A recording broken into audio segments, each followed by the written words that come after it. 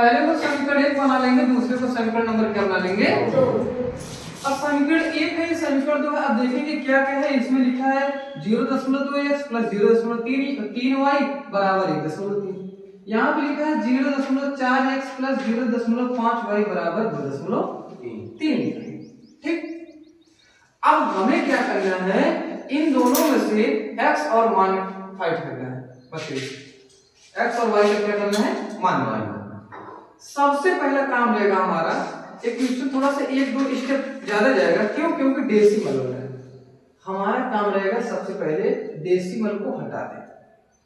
ठीक है, डेसिमल को हटाना थोड़ा आसान है। ठीक है, अगर आपको नियम पता हो, बचपन से जान लेंगे, जब कोई चीज भिन्न में होता है, भिन्न मतलब जानते हैं, बटे के होता है, जैसे 2/5, उसको हम दशमलव बना सकते हैं कि नहीं? जैसे लिखा है, आप बताइए, अगर लिखा है 5/2, ध्यान से 5/2 को अगर इसको हम लिखेंगे, इसके कहने का मतलब 2 से भाग दे रहे हैं, 5 में भाग दे रहे हैं नहीं? Yes sir. अब 2 से 5 में भाग दे रहे हैं, 2 दूना 4, बचेगा 1.02 इसका मतलब ये होगा कि 5/2 को हम दशमलव के रूप में 2.5 भी लिख सकते हैं। अब जब हम किसी बटे को दशमलव में लिख सकते हैं, तो क्या किसी दशमलव को बटे में नहीं लिख सकते हैं? लिख सकते हैं। बस वही काम यहाँ करना है। ठीक, अब देखिए कर देखते हैं, नंबर तो समझ में आया। अब देखिए हम अपने इक्वेशन पे करते हैं। सबसे पहले देखना है, दशमलव के बाद हर किसी में एक अंक है। ध्यान से देखेंगे तो एक अंक है।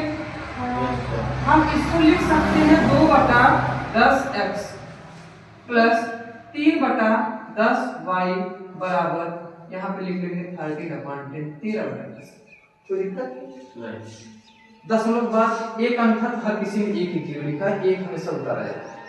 समझ गया? यहाँ तक समझ में आया? अब देखोगे ध्यान से, दोनों के नीचे हर क्या है, बराबर है, हर बराबर है। और सेम प्रोसेस जब इसको लगा के इक्वेशन नंबर 2 इसमें भी करेंगे। पहले एक को कर लेते हैं, एक मान पूरी तरह से निकाल लेते हैं, उसके बाद करते हैं। दोनों का है, हम यहाँ पे 10 लिख सकते हैं, इसको लिख सकते हैं 2x प्लस 3y बराबर हमारा 13/10 हो गया। अब थोड़ा ध्यान से देखो, ये जो 10 है, ये गुणे में है कि भाग में? ये सही बढ़िया किसमें? जब कोई संख्या नीचे होती है, हमेशा डिवीजन मानी जाती है, भाग मानी जाएगी। क्या मानी जाएगी? भाग। और भाग वाली संख्या दूसरे पक्ष में जाएगी, क्या बन जाएगी?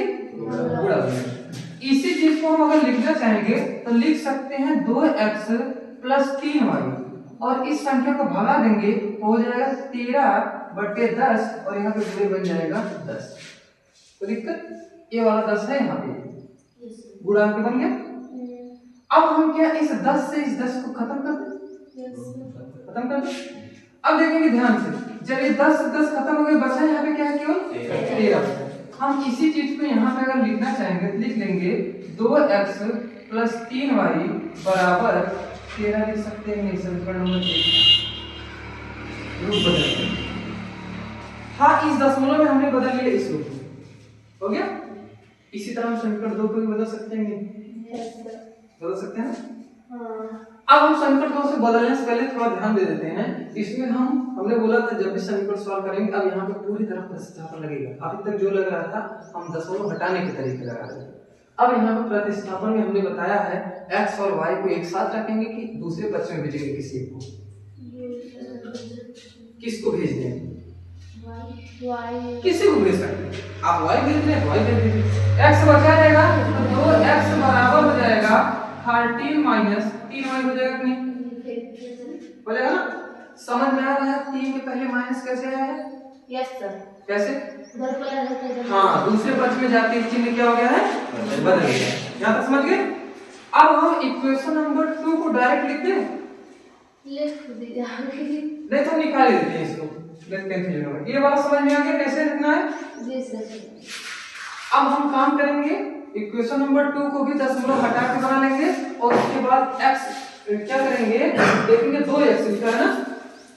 अभी इसको एक बार और लिखना पड़ेगा, क्योंकि यहाँ से 2 घटाना है, 2 यहाँ पे गुणे में है, दूसरी तरफ जाके क्या बन जाएगा भाग। अगर हम इसी चीज को लिखना चाहेंगे तो इस तरह भी लिख सकते हैं, यहाँ पे 2 लिख दें और यहाँ से 2 मिटा दें, हो गया पूरी तरह x का मान। समझ पाए? वो स्टेप को हमने क्या किया। ठीक, अब देखिएगा 0.4x है प्लस 0.5y है बराबर 2.3। इक्वेशन नंबर 2 है संकर 2। संकर 2 से दशमलव हटाएंगे। अब एक नियम याद रखिए, यहां से भी यही नियम प्रोसेस लगेगा जो पहले संकर के लिए लगा है, दूसरे संकर के लिए समझेंगे। जैसे हम इसको लिखेंगे, इसको लिख सकते हैं 4/10 x प्लस 5y बटा 10 बराबर 23/10। हो गया नहीं? फिर वही प्रोसेस, दोनों के नीचे हर बराबर है, हर को यहाँ पे कर लेंगे, दोनों को जोड़ लेंगे। 4x प्लस 5y बराबर 23/10।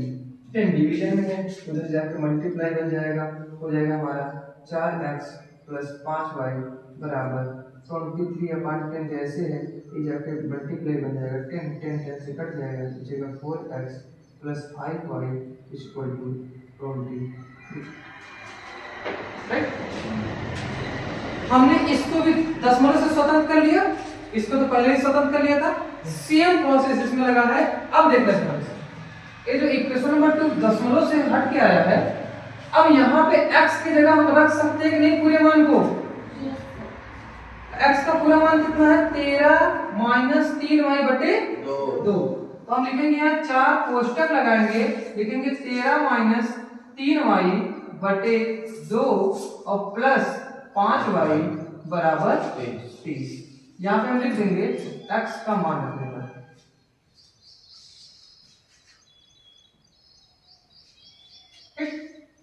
अब जैसे ही x का मान यहाँ रखना है, अब देखो ये 4 बाहर है ना, ये 4 क्या करेगा 13 के साथ और 3y के साथ मल्टीप्लाई होगा।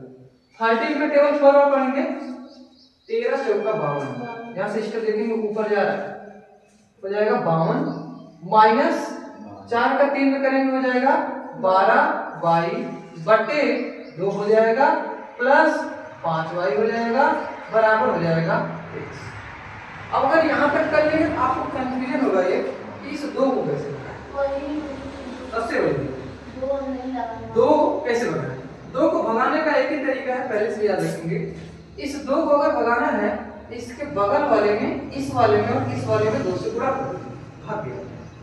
जैसे देखेंगे, लिख लेंगे 52 माइनस 12y इस 2 का मल्टीप्लाई 5 में करेंगे, 2 5 जा 10 2 5 10 या 5 गुना 10 बराबर हो जाएगा।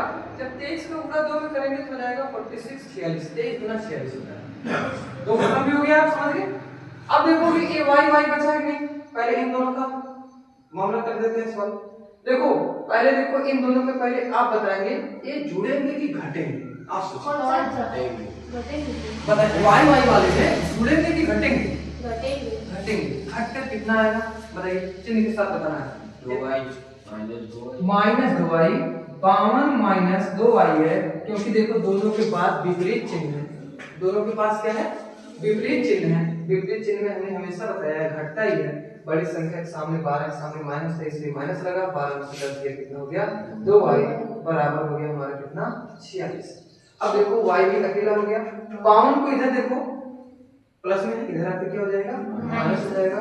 माइनस 2y बराबर हो जाएगा 46 माइनस 52 हो गया। अब देखो यहाँ सिंपल लिख रहा है, चिन्ह अगर नहीं ध्यान दोगे तो 52 बड़ा लग जाएगा। 52 के पहले माइनस से माइनस लगाओगे, 52 में से 46 जाएगा, कितना बचेगा 4 2 6 बचेगा। 6 बराबर बच जाएगा माइनस 2y। ध्यान दीजिए, देखो यहाँ पे भी माइनस है, यहाँ पे भी माइनस है, ये दोनों एक दूसरे क्या कर लेंगे काट देंगे। इस 2 को इधर लेके आएंगे तो y बराबर हो जाएगा 6/2 सॉरी 2 होगा। अब इसको अगर हम काटेंगे, 2 1 का 2 2 3 6 और y का मान कितना आ गया भाई 3।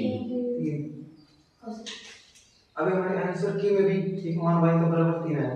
आगे में अब हमें x का मान निकालना है ना, बस यही कर देंगे कहां पे y की जगह, ये तो है ना।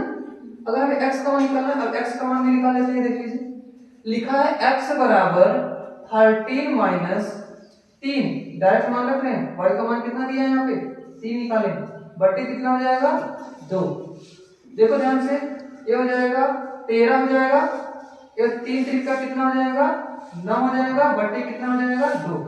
अब बताओ 13 में से 9 जाएगा कितना बचेगा 4, 4 बटा 2, 2 एक कलम 2, 2 दूनी 4 तो x का मान कितना आया है 2 और y का मान 3 करेक्ट हो गया। Yes sir. ठीक है।